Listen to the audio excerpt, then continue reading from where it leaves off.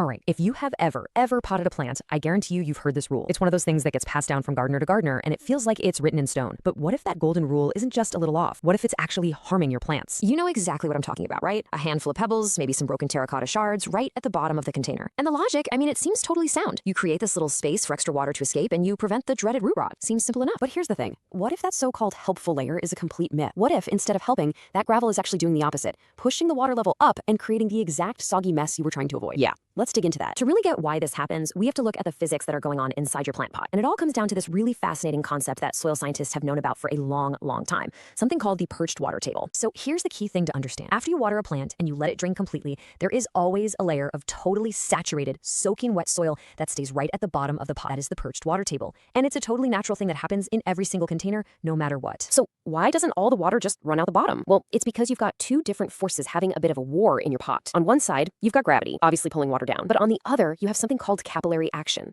It's the same force that lets a paper towel suck up a spill, and it's pulling water up, making it cling tightly to all the little particles of soil. And right there, at the bottom of the pot, these two forces basically hit a stalemate. Gravity just isn't strong enough to overcome that capillary pull from the soil, so a layer of water just sits there. It's perched, and this is the danger zone where root rot can get its start. And this right here is the absolute heart of the problem. That gravel layer you added, it has zero wicking ability. Water just will not move down into that coarse gravel until the soil above it is completely 100% saturated. So that perched water table doesn't go away. It just forms on top of the gravel, pushing that soggy, oxygen-starved zone higher up in the pot and way closer to your plant's precious root. Now, for years, this was just a theory that scientists and old school gardeners would argue about. The gardeners would say, okay, that's a nice theory, but show me the proof. And you know what? For a long time, there was no hard data from a controlled experiment until very recently. So in 2025, a researcher finally decided to put this age-old wisdom to a real scientific test. They set up a controlled lab experiment to settle this debate once and for all with actual measurable evidence. This study, published by Avery Rowe in the journal PLOS1, was designed to answer one very simple question. Do these drainage layers actually do anything? And the experiment they designed was incredibly thorough. Okay, check this out. They tested 4 different drainage materials, everything from sand to gravel to volcanic rock, and they tested them at 2 different depths. On top of that, they used 3 of the most common types of potting soil. Every single combination was saturated with water, allowed to drain, and then carefully weighed to measure exactly how much water was left behind. So after all that rigorous testing, one specific combination consistently came out on top. It wasn't just about what material they used. The depth was absolutely crucial. And the magic number, it turned out to be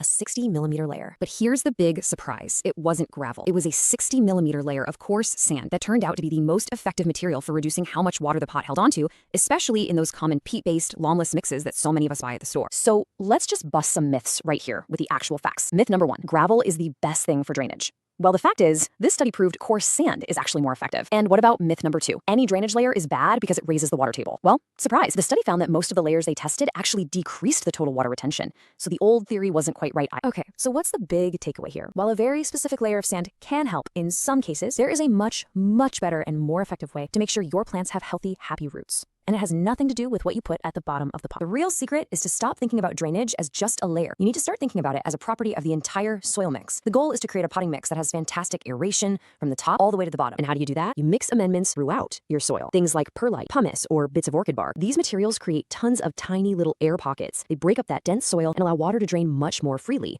while still holding on to enough moisture for the plant to drink. In fact, horticultural science gives us a specific target to aim for. The sweet spot is a potting mix that has about 20 to 35% air-filled porosity. Now, air-filled porosity, look, it's just a fancy scientific way of saying the amount of air space in the soil. And that 20 to 35% range, that's not a random number. It is the absolute sweet spot that allows enough oxygen to get down to the roots. And you have to remember, roots don't just need water, they need to breathe. Without enough air, they literally suffocate and rot. Okay, so that was a lot of science. Let's boil it all down into a simple, practical playbook that you can actually use the next time you've got a bag of soil and a new plant. Here we go. If you're using one of those common peat or coir-based mixes, the study shows that a 60mm layer of coarse sand can actually be beneficial. For a standard loam-based potting mix, the benefits are kind of uncertain, so you might as well skip it. And if your mix is already super sandy and gritty, like for a cactus or succulent, you definitely don't need a bottom layer. The whole mix is already designed for perfect drainage. And there you have it, the great drainage debate, finally settled by science. It really makes you wonder, doesn't it? What other rules that we all follow in the garden are just waiting to be busted? Happy planting!